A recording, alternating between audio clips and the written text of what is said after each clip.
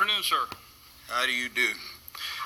My name is Jim Watt, and I've been here before you on this same issue, the aquatic water plant thing. I think this is my fourth time up here talking about this.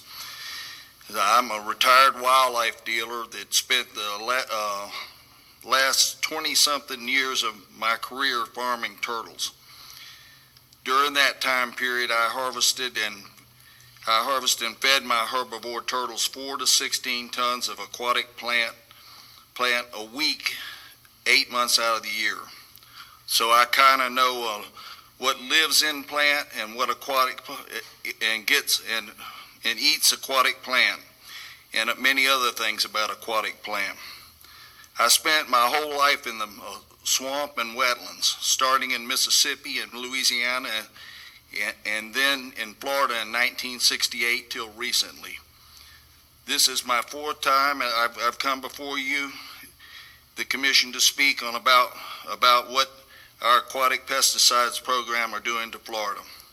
This is like my job right now, unpaid.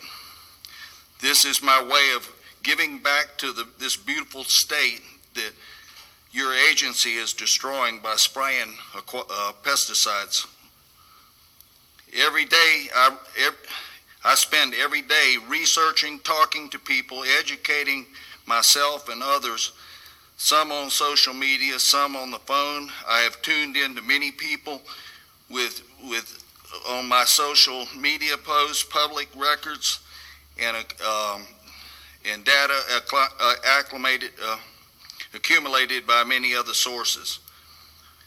Many have vested interest in wildlife, clean water, etc.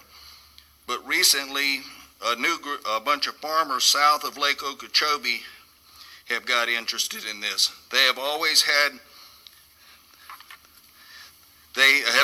filed a lawsuit against U.S. Army Corps of Engineers for keeping the water low. According to the U.S. Army Corps of Engineers, one of the reasons to keep the water low in Lake Okeechobee is to allow aquatic plant to grow back into the lake. This don't jive with the numerous airboats hitting the lake 5 days a week, spraying all aquatic plant. These folks were unaware of the extent of your chemical assault on Lake Okeechobee, as well as upstream waters being poisoned. Now remember, the farmers to the south have been getting the blame for the big hot mess made from killing all the filters in the lake and allowing tonnage of toxic sludge to pile up. I am more than happy to help these folks out. Some of these are old friends. They are horrified by the videos by Mr. Mike Nepper, who just stepped down here. I've shared all of them with them. Another group that has approached me are current employees and former employees of spray applicators, some sharing their stories with me and health issues. This brings me to another group of folks that I've been approached by with an interest in your chemical agenda, personal injury attorneys. I brought this up to you last time here as an expense to our state. This could get real ugly with this group hooking up with the first group. All birders, herpetologists, nature folks in general despise your pesticide program. Most fishermen and duck hunters are strongly against it. Exception being one group of duck hunters that I will not name. They hunt the SDAs. When the lion's share of the plant are killed on the public waters, ducks pile into these small areas because this is where the food is, plenty of hydrilla.